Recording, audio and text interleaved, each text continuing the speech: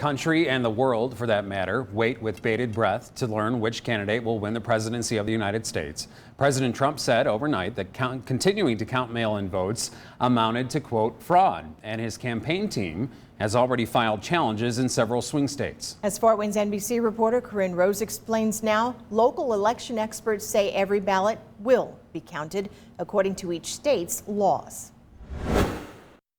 We'll be going to the U.S. Supreme Court.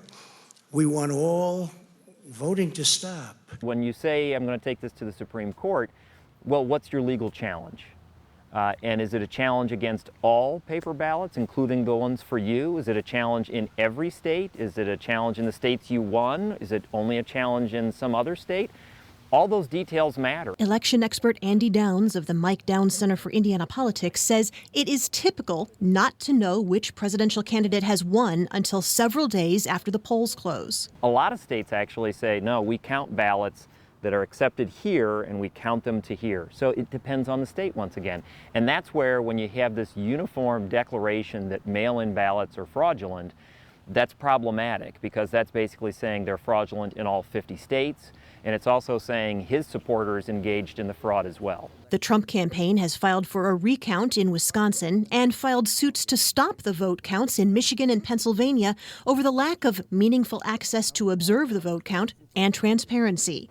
It remains to be seen whether there will be legal challenges in other states. Here in Allen County, election workers are processing thousands of absentee, military, and provisional votes. A new rule this election gives some voters a chance to sign an affidavit saying they intended to put their signature on their ballot or correct some other clerical mistake. This is a process that we've never had before where we can actually cure someone's ballot if we know we're going to reject it before Election Day. So we have several hundred of those as well. So they're all votes that are very important to us, and we want to make sure all of them get in. Downs says that type of thoroughness is happening across the country. The folks counting this year in almost every state should also be the same people who were counting 2 years ago and 4 years ago and 6 years ago. And if we trusted them then, and if we trusted the processes then, why not trust them this year?